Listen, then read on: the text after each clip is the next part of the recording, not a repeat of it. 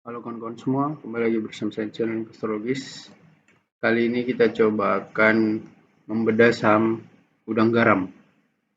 Nah, tulisannya GGRM, banyak juga kawan-kawan yang minta dibahas saham Gudang Garam nih ya.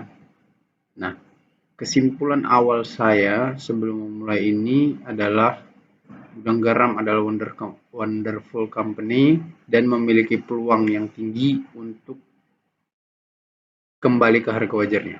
Oke, sekarang kita lihat eh, apa dasar teoritisnya.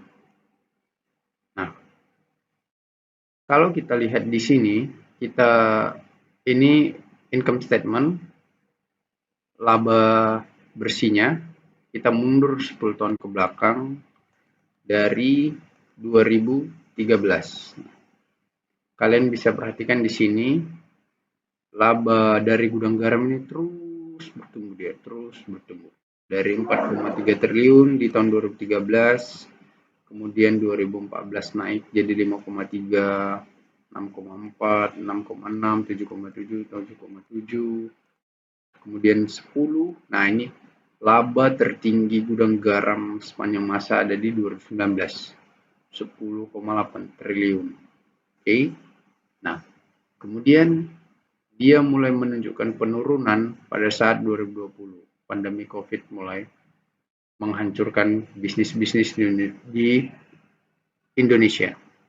Kemudian 2021 dia turun lagi 5,6, dihimpit lagi dengan isu kenaikan cukai rokok.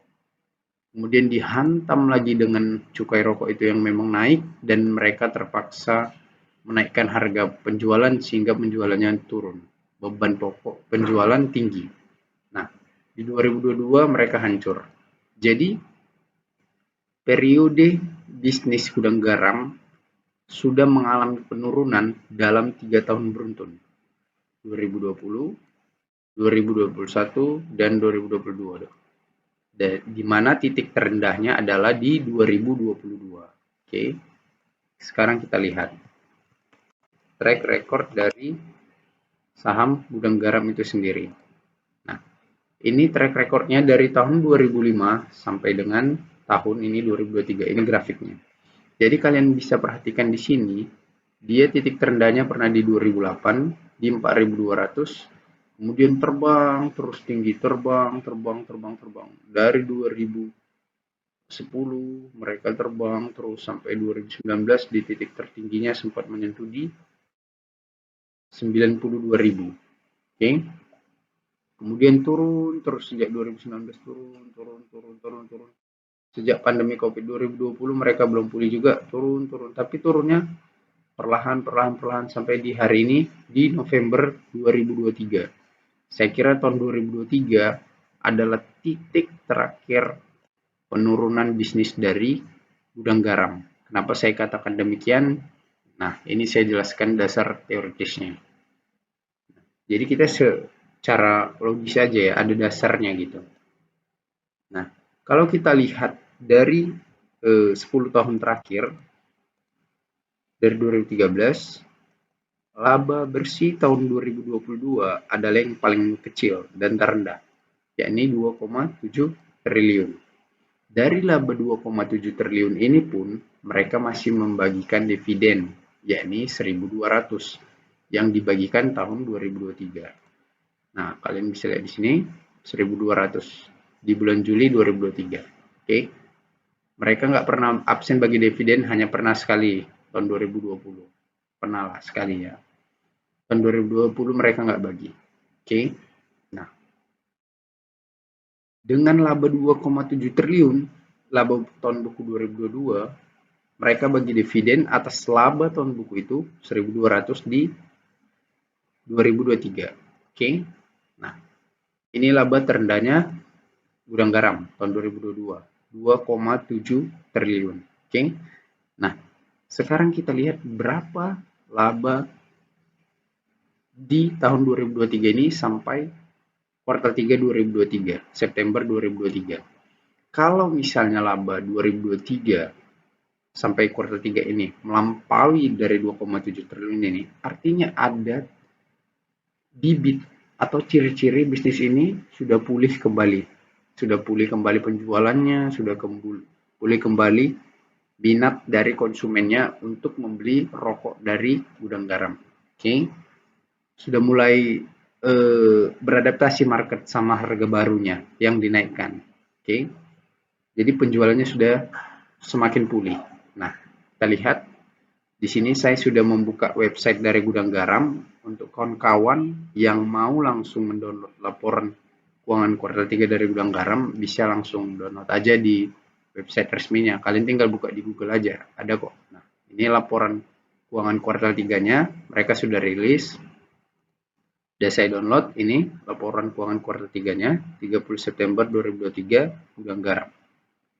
Nah, kita bisa lihat di sini, ini adalah 22 Desember 2022 perbandingannya dengan 2023 ya. Nah, mereka mencatatkan penilaiannya dalam jutaan rupiah. Artinya setiap angka di sini akan kita tambahkan 6 angka 0 di belakangnya karena dalam jutaan rupiah. Itu bacanya kan.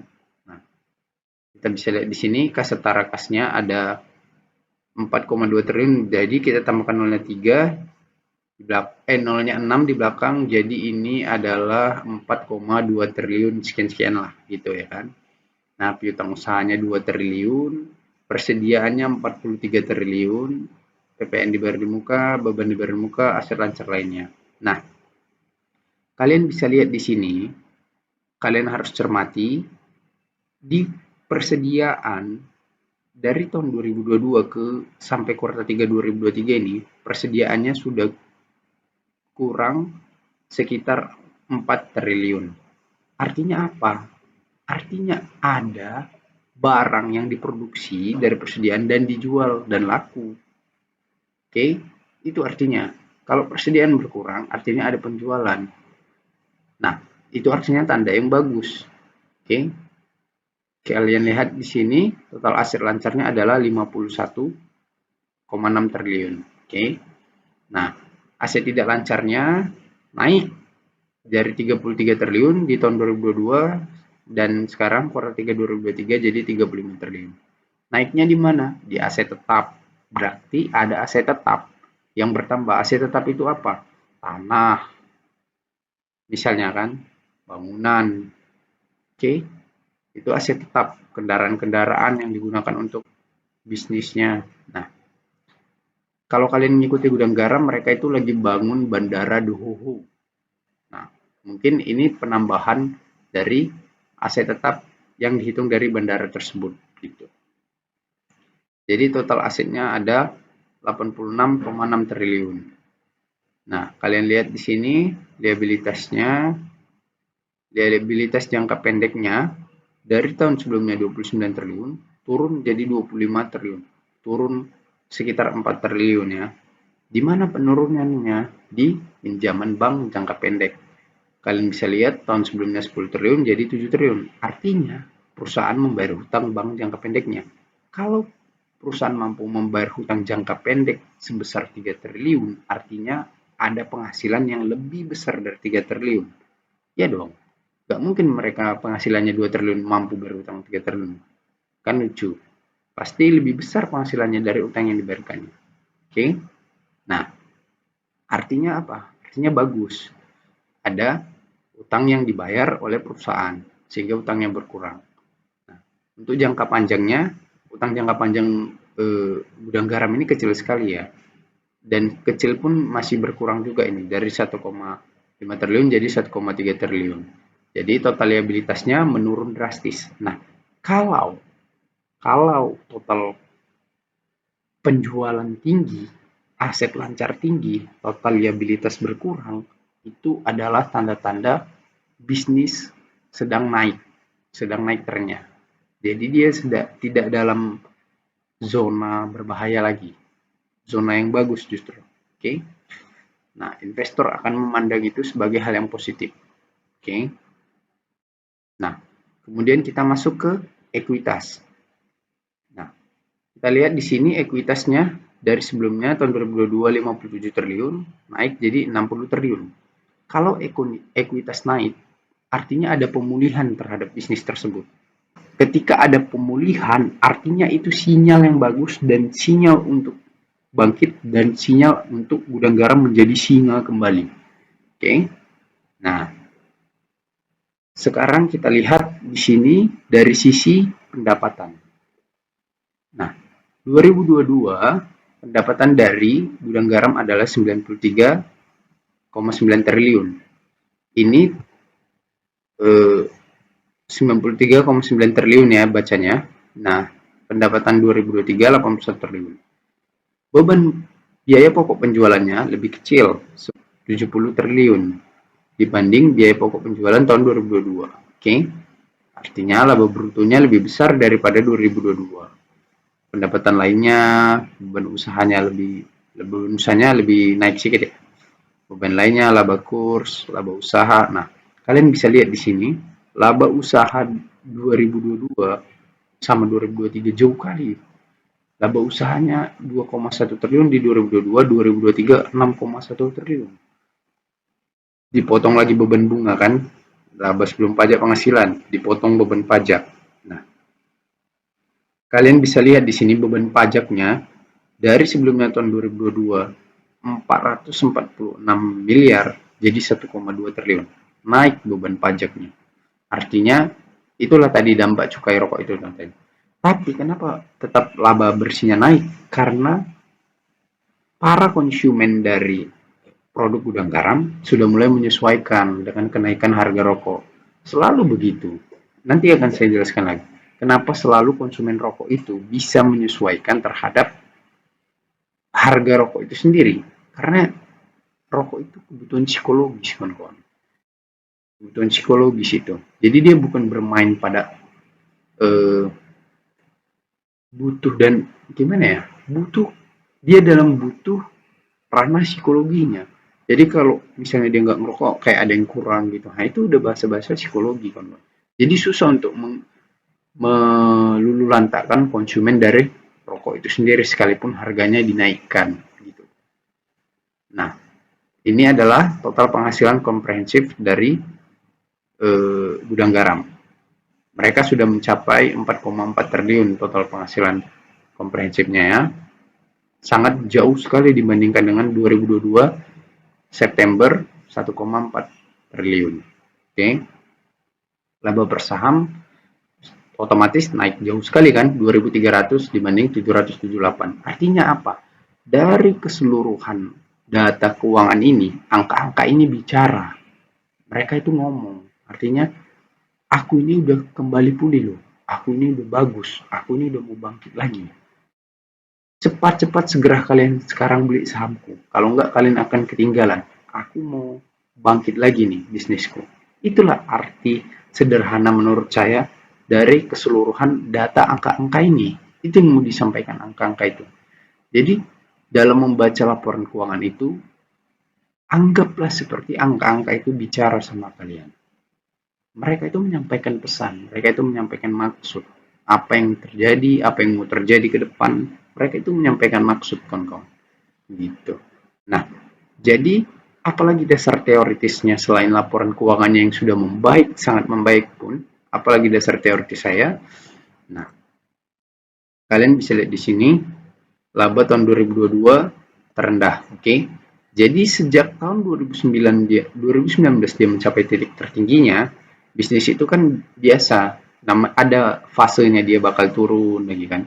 Turun 2020 turun dia, walaupun tetap labanya besar juga ini 7,6 triliun. Turun lagi 2021, turun lagi 2022 sampai di titik terendahnya. Nah, kenapa saya bilang ini adalah mulai titik pemulihannya? Karena dia sudah melampaui jauh dari laba tahun 2022. Kita cek, ya kan? Nah, laba bersih tadi ya. Nah, ini laba bersihnya. Laba bersih per kuartal 3 2023 sudah 4,4 triliun, kawan-kawan. Oke, ini belum ditambah nanti kuartal 4 lagi ya. Nah, kalau kita lihat di sini, kita lihat rata-ratanya secara kuartal. Nah, kita bisa lihat di sini Kuartal 1 2023 1,9, kuartal 2023 1,3, 1,1. Jadi nggak ada yang di bawah 1 triliun. Jadi kita asumsikan aja yang paling jelek kuartal 4 2023 gudang garam hanya membukukan laba 1 triliun aja. 1 triliun. Oke. Artinya akan menjadi 5,4 triliun. Ya kan? Nah, 5,4 triliun itu sudah naik 100% dari tahun 2022. Tahun 2022 kan 2,7. 2,7 triliun kan. Kalau kita kalikan 2, 5,4. Artinya nanti akan timbul berita baik di Kontan, Kompas, bisnis.com akan timbul berita pada saat tutup buku 2023 diberitakan di situ laba tahunan gudang garam naik 100% dari tahun 2022. Bayangkan efek dari berita yang akan ditulis jurnalis itu dan akan ditebar. Apa dampaknya? Ya tentu saja investor akan menilai gudang garam sudah kembali menunjukkan taringnya di bisnis rokok Indonesia. Karena membalikkan keadaan, laba tahun berjalannya akan mencapai 5,4 triliun. Paling rendah itu analisis saya. Mungkin bisa lebih dari situ. Artinya kalau dibandingkan sama 2022 tahun sebelumnya, dia naik 100%. Ya kan? Labanya. Nah, jadi ini akan dipandang oleh investor sebagai hal yang positif. Kita nggak tahu itu akan dilanjutkan di 2024, 2025, bagaimana pemulihan itu. Yang pasti 2023 tutup buku, labanya akan melampaui dari 2022. Itu sudah pasti. Karena per kuartal 3 saja sudah sangat melampaui kan. Nah, kalau misalnya labanya 5,4 triliun, berapa dividennya? Nah, gampang saja. Kalau mereka 2022 laba terendahnya 2,7 triliun, berarti kita lihat berapa dividen yang dibagi tahun 2023. Karena dividen yang dibagi tahun 2023 atas dasar laba bersih tahun 2022, kan gitu kan. Nah, kita lihat dividen mereka tahun 2023 berapa? 1.200. Ya udah, kalau nanti kita perkirakan labanya naik 100%, kita kalikan 2 aja. 2.400 berarti dividennya. Kalau 2.400 kita beli di harga sekarang kawan-kawan, 21.550 dan kita bisa dapat dividen 2.400, berarti itu kita bisa dapat dividen sekitar sekitar 12 enggak sampai 11,5%, 2.472. Nah, kita bisa dapat dividen sekitar 11 sampai 11,5%. Itu sangat tinggi kawan-kawan. Belum lagi kita bisa mendapatkan peluang dari capital gain karena harga sahamnya naik. Oke, itu menurut prediksi saya, analisis saya tentang gudang garam ini. Mengingat laporan keuangan kuartal 3-nya sudah sangat pulih dan saya bisa pastikan tutup buku 2023 berita-berita yang seperti yang saya bilang tadi akan terbit. Bosannya headline-nya laba bersih gudang garam tahun 2023 naik 100% dibandingkan tahun sebelumnya. Dibaca sama investor, harga sahamnya naik, apresiasi, kemudian dia bagi dividen di bulan Juli, jebret, harga sahamnya makin naik lagi. Jadi memang karena basicnya gudang garam ini memang wonderful company yang sedang ada di meja operasi, itulah definisi untuk mencari saham wonderful tapi di harga murah. Oke kawan-kawan, itu analisa saya untuk saham gudang garam. Semoga bermanfaat dan terima kasih. Sampai jumpa di video berikutnya.